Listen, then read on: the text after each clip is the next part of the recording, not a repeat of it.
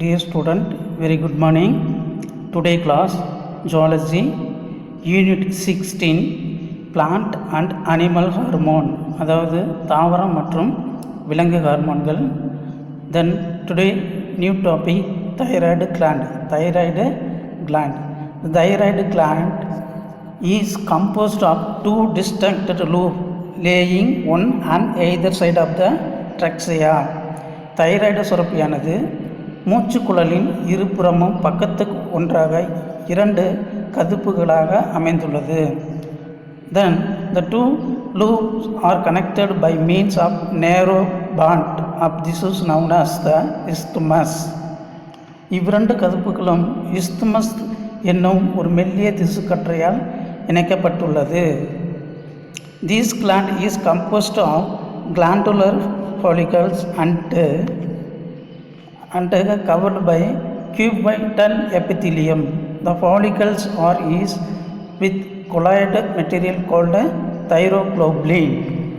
இச்சுரப்பியானது பல நுண்கதுப்புகளால் ஆனது. இந்த நுண்கதுப்புகள் கனசதுர எபித்தீலியல் செல்களை சுவராக கொண்டுள்ளன. இந்த நுண்கதுப்புகளின் உள்ளே தைரோகுளோபுலின் என்னும் கூர்ம பொருள் நிரம்பியுள்ளது. Amino acid tyrosine and iodine are developed in the formation of thyroid hormone. The hormones segregated by the thyroid gland are triiodothyronine T3, second one is tetraiodothyronine or thyroxine T4. Thyroid hormone உற்பத்திக்கும் tyrosine என்னும் amino அமிலமும் அயோடினும் காரணமாக அமைகிறது. Thyroid சுரப்பில் சுரக்கும் ஹார்மோன்கள் ட்ரைஐயோடோதைரோனின் T3, the next one is tetraiodothyronine or thyroxine T4. The function of thyroid hormone. The function of thyroid hormones are, first one is the production of energy by maintaining the partial metabolic rate BMR of the body.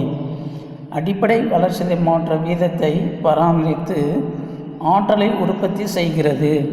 Then second one is help to maintain normal body temperature. உடல் வெப்பநிலையை சமநிலையில் பராமரிக்கிறது. Then third one is influences the active of central nervous system. மைய நரம்பு மண்டலத்தின் செயல்பாடுகளில் பங்கேற்கிறது. Then fourth one is control growth of the body and bone formation. உடல் வளர்ச்சி மற்றும் எலும்புகள் உருவாக்கம் ஆகியவற்றை கட்டுப்படுத்துகிறது. Fifth one is essential for normal physical, mental and personality development. உடல், மனம் மற்றும் ஆளுமை வளர்ச்சியில் முக்கிய பங்காற்றுகிறது. Sixth one is it is also known as personality hormone. இது ஆளுமை ஹார்மோன் என்று அழைக்கப்படுகிறது. Then last one is the regulate cell metabolism. செல்களில் வளர்சிதை மாற்றத்தை ஒழுங்குபடுத்துகிறது. More to now the Edward C. Hendel in 1914 first crystallized thyroxine hormone. The Charles Harrington and George Borger identified the molecular structure of thyroxine in 1927. The thyroid gland requires 120 microgram of iodine every day for the production of thyroxine. Edward C Kendall என்பவர் 1914ஆம் ஆண்டில் முதன் முறையாக thyroxine ஹார்மோனை படிக நிலையில் தனித்து பிரித்தார். ஆகியோர் thyroxine hormone தனித்து பிரித்தார். Charles Harrington மற்றும் ஜார்ஜ் பார்ஜர் ஆகியோர் தைராக்சின் ஹார்மோனின் மூலக்கூறு அமைப்பை 1927ஆம் ஆண்டில் கண்டறிந்தனர். ஒவ்வொரு நாளும் தைராய்டு சுரப்பியானது தைராக்சினை சுரக்க 120 மைக்ரோகிராம் அயோடின் தேவைப்படுகிறது. Thyroid டைஃபங்க்ஷன். There are when the thyroid gland fails to segregate the normal level of hormone, the conditions is called thyroid dysfunction. It leads to the following condition. Thyroid சுரப்பின் குறைபாடுகள். Thyroid சுரப்பி இயல்பான அளவு ஹார்மோன்களை சுரக்காத நிலை, thyroid குறைபாடு எனப்படுகிறது. இது கீழ்கண்ட குறைபாடுகளை உருவாக்குகிறது. The first one is hypothyroidism. First one is hypothyroidism.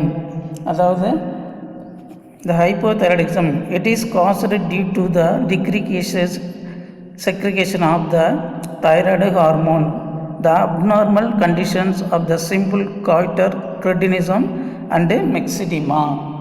Thyroid குறைபாடுகளின் குறைவாக சுரப்பின் காரணமாக நிலை ஏற்படுகிறது.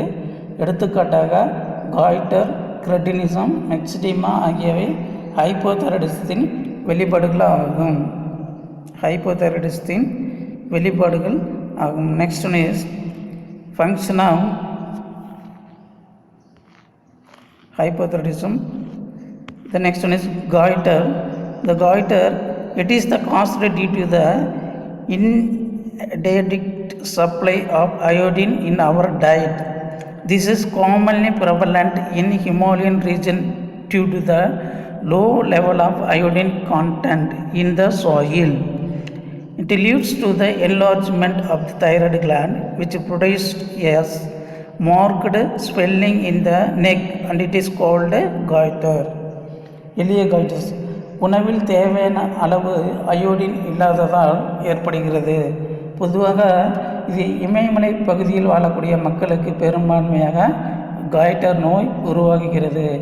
எதனால் இக்காய்டர் நோய் உருவாகுகிறது என்றால், இமயமலை பகுதியில் காணப்படும் மண் வளத்தில் குறைவான அளவு அயோடின் இருப்பதனால் அங்கே வாழக்கூடிய மக்களுக்கு காய்டர் என்ற நோய் ஏற்படுகிறது. கழுத்து பகுதியில் இந்த கழுத்து பகுதியில் குறிப்பிடத்தக்க அளவு தைராய்டு சுரப்பி வீங்கி காணப்படும். இந்நிலை சிம்பிள் காய்டர்ஸ் அல்லது எளிய காய்டர்ஸ் எனப்படும். The next one is cretinism. It is caused due to the decreased secretion of the thyroid hormone in children. குழந்தைகளில் குறைவான தைராய்டு ஹார்மோன் சுரப்பதால் இந்நிலை ஏற்படுகிறது. The conditions are stunted growth, mental defect, lack of skeletal development and deformed bones. They are called as cretinins. இதன் அறிகுறிகள் குள்ளத்தன்மை, குறைவான மன வளர்ச்சி, குறைபாடான எலும்புகள் வளர்ச்சி ஆகியவன இவர்களை கிரெட்டின்கள் என்று அழைப்பார்கள். Myxedema. Next one is it is caused by deficiency of thyroid hormone in adult. இது பெரியவர்களில் தைராய்டு ஹார்மோன் குறைவாக சுரப்பதால் ஏற்படுகிறது.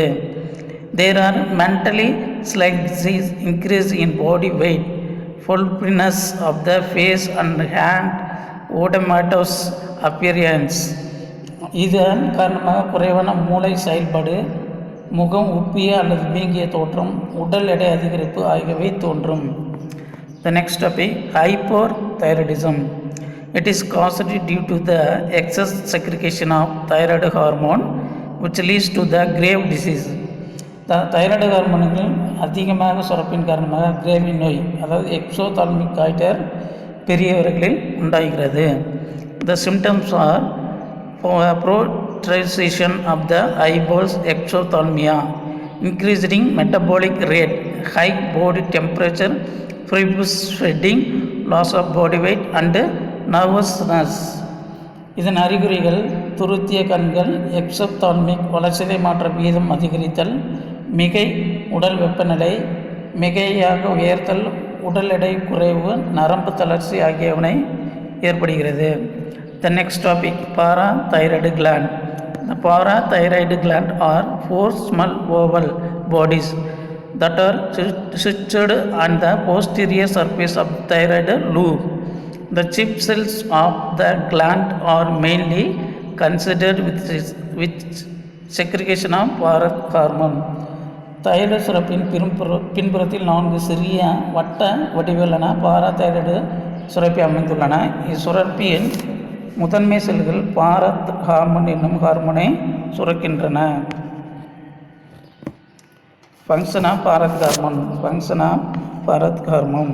The Parath hormone regulates calcium and phosphorus metabolism in the body. They act on bone, kidney and intestines to maintain blood calcium level. மனித உடலில் calcium மற்றும் phosphorus வளர்ச்சிதை மாற்றத்தை ஒழுங்குபடுத்துகிறது. இரத்தத்தில் calcium அளவை பராமரிப்பதற்கு எலும்பு, சிறுநீரகம் மற்றும் குடல் ஆகியவற்றில் செயலாற்றுகிறது. The parathyroid dysfunctions. The secretion of parathyroid hormone can be altered due to the following conditions. The removal of parathyroid gland during thyroidination, removal of the thyroid causes decreased secretion of the parathyroid hormone. The conditions are parathyroid குறைபாடுகள். Thyroid டெக்டமி என்னும் அறுவை சிகிச்சையில் thyroid சுரப்பி அகற்றப்படுவதால் parathyroid சுரப்பியில் சுரக்கும் Bharat hormone குறைவாக சுரக்கிறது. இதன் காரணமாக the muscle spasm known as tetany, sustained contraction of muscles in face, larynx, head and feet. அதாவது முகம், குரல் வளை, கைகள் மற்றும் பாதங்கள் ஆகியவற்றின் தசைகள் இறுக்கமடைதல். The next one is painful cramps of the limb muscles. கால் தசைகளில் வலிப்புடன் கூடிய தசைப்பிடிப்பு உண்டாதல் ஆகிய நிலைகள் ஏற்படுகின்றன.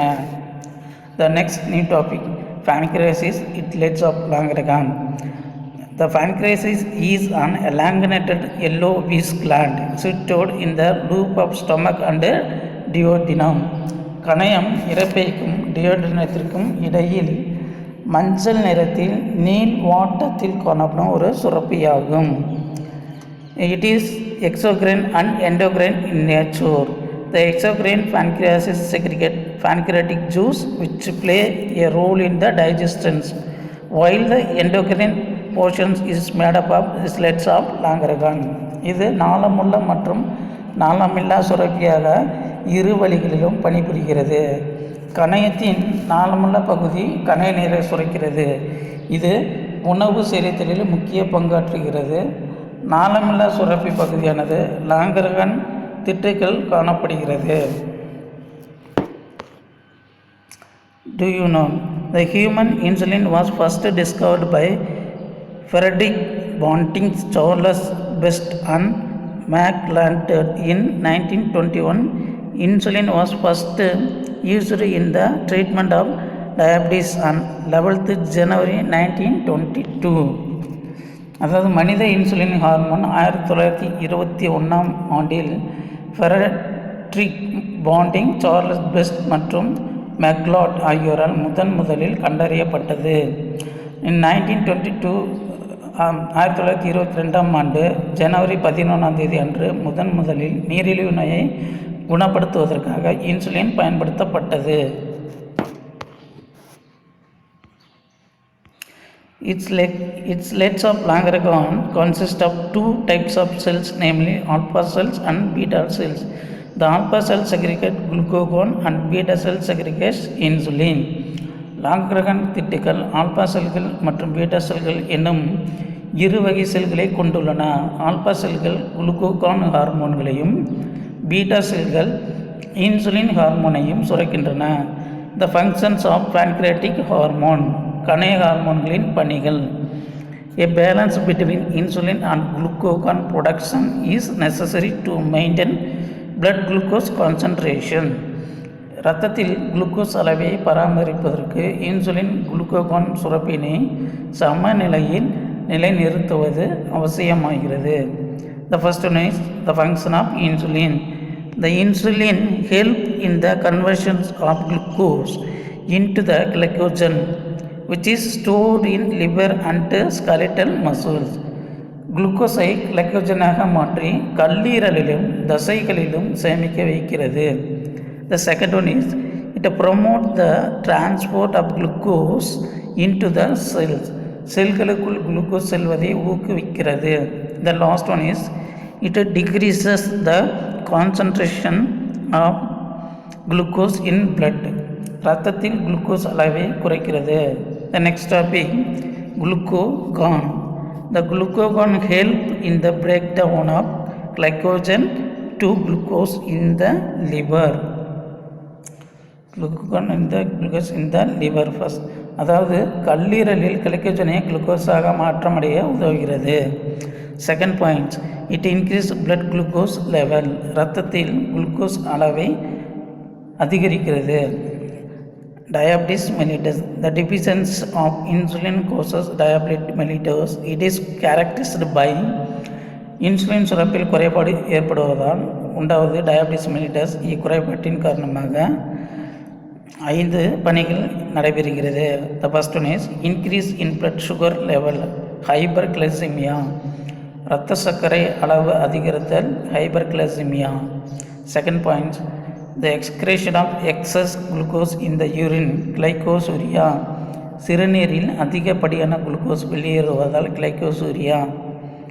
Then third points, the frequent urinations, polyuria, அடிக்கடி சிறுநீர் கழித்தல், polyuria.